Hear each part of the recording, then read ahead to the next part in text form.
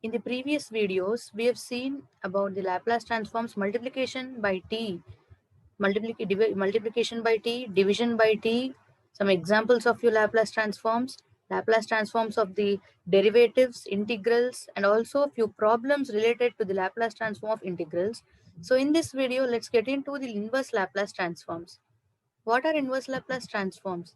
If capital F of s is a Laplace transform of the function f of t, then L of f of t, that is the Laplace of f of t, is given by capital F of s.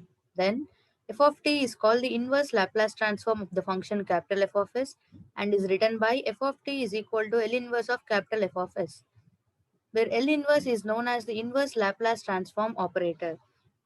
As we've seen in the previous slides, that is the first slide, we've considered a function f of t and the Laplace of the function f of t is given by f of s.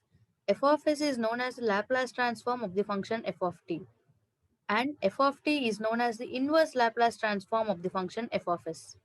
I repeat again, if L of f of t is equal to f of s is said to be the Laplace transform of f of t and f of t is equal to L inverse of f of s, where f of t is said to be the inverse Laplace transform of the function f of s. This is the definition of the inverse Laplace transform. Let's see few inverse Laplace transforms.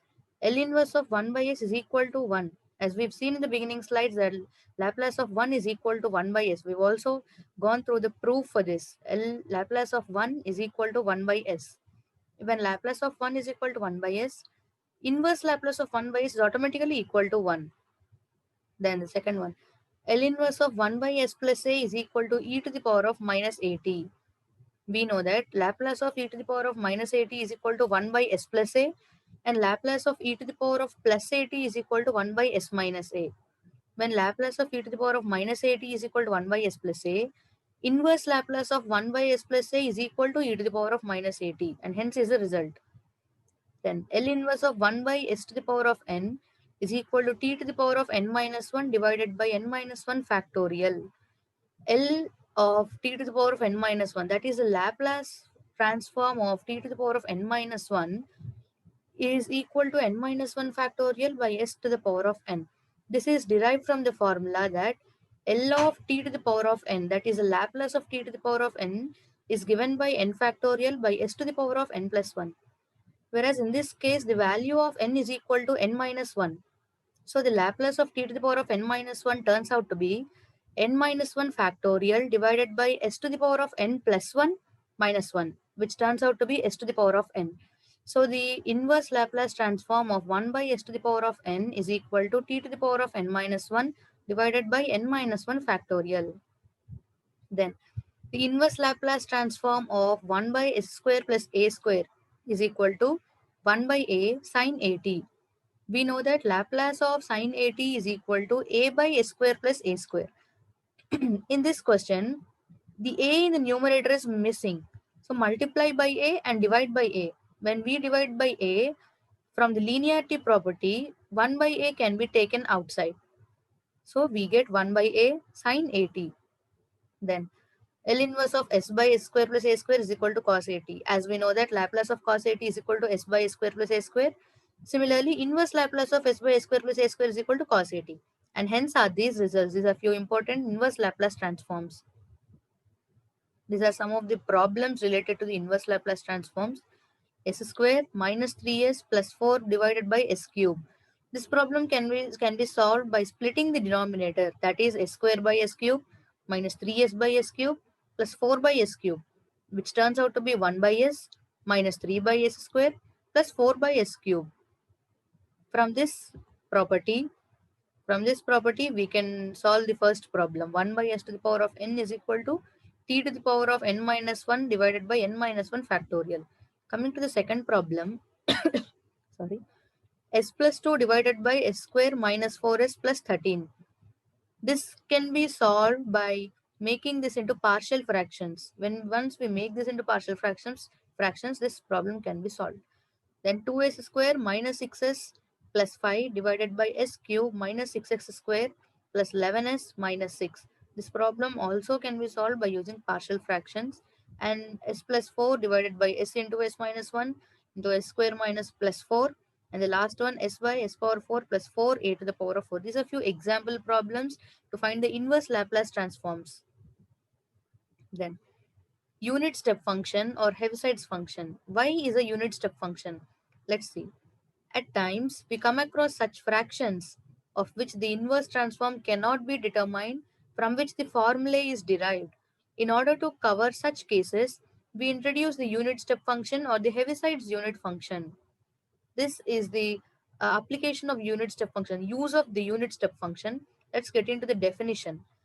The unit step function u of t minus a is defined by u of t minus a is equal to 0. The value of u of t minus a is 0 when t is less than a.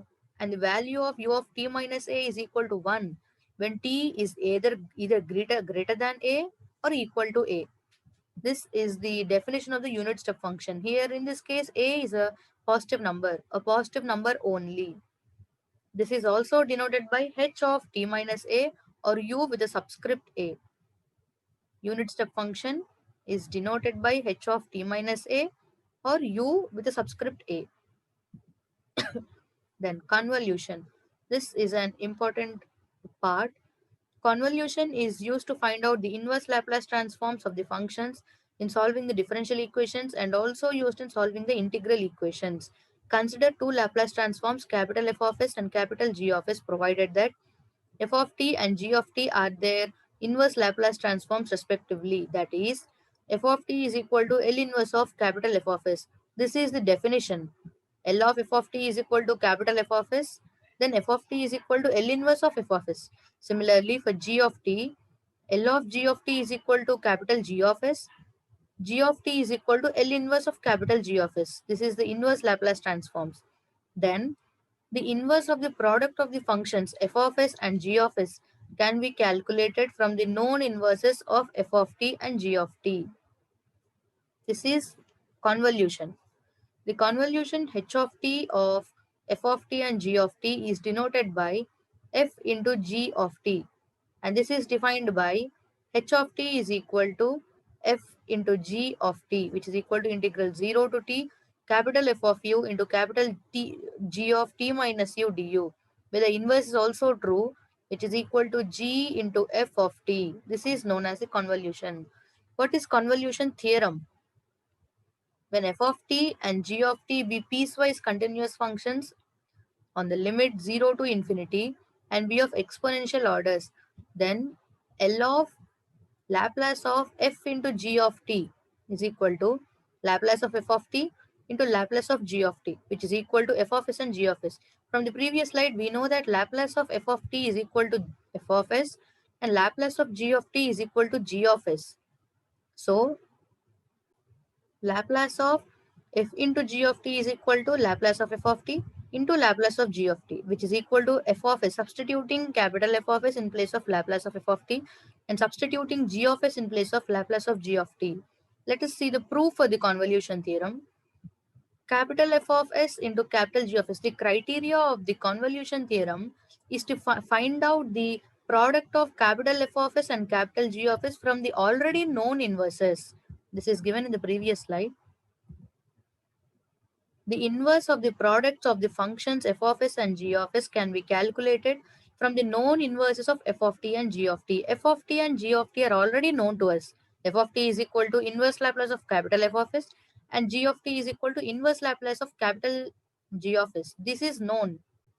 So, capital F of s into capital G of s is equal to, we know from the definition that capital F of s is equal to Laplace of f of t. Coming to the definition again, Laplace of f of t is equal to integral 0 to infinity e to the power of s tau. Let us take tau in this case. D tau into integral 0 to infinity e to the power of minus su g of u du. Evaluating this, we get uh, integral 0 to infinity f of tau d tau into integral 0 to infinity e to the power of minus s into tau plus u f of tau g of u du. Let us substitute t is equal to tau plus u. Tau is a fixed value. Let t plus u be equal to t. Tau plus u is equal to t. I'm sorry. Then u is equal to t minus tau. Now fixing the limits for t. The limits are fixed for tau and u.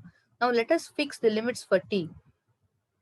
When we fix the limits for t, they turn out to be f of s into g of s is equal to integral 0 to infinity f of tau d tau into integral t to tau to infinity e to the power of minus st g of t minus tau dt. F of s into g of s is equal to integral 0 to infinity e to the power of minus st dt into integral 0 to infinity f of tau g of t minus tau d tau. On evaluating this integral, we get integral 0 to infinity e to the power of minus st f into g of t dt. This is again the definition of the Laplace transform. Definition of the Laplace transform says that integral 0 to infinity e to the power of minus st into the function into dt. Here the function is f into g of t. So this is equal to Laplace of f into g of t. So capital F of s into capital G of s is equal to Laplace of f into g of t. We have inverse Laplace of f of s and g of s is equal to f into g of t. From this function we have this. This is the convolution theorem. In this way we can find the uh, inverse Laplace transform of product of two functions in this way by using convolution theorem. The next topic, Laplace transforms of transform solution for the initial value problems. L of f dash of t is equal to s into L of f of t minus f of 0, and Laplace of f triple dash of t, that is f of t differentiated thrice, is equal to s cube L of f of t minus s square f of 0 minus s into f dash of 0 minus f double dash of 0. Similarly, generalizing this result, L Laplace of f differentiated n times, f of t is differentiated n times, then this is equal to s to the power of n into Laplace of f of t minus s to the power of n minus 1 f of 0 minus s to the power of n minus 2 f dash of 0 minus s to the power of n minus 3 f double dash of 0, and so on till s to the power of n minus n f of n minus 1 of 0, that is f of 0 differentiated n minus 1 times. Let us see an example of this. This concept can be used to find out the Laplace transform of the differentials. That is, let us see this example. Find the Laplace transform of f of t is equal to sine square t using the differentiation formula. Solution.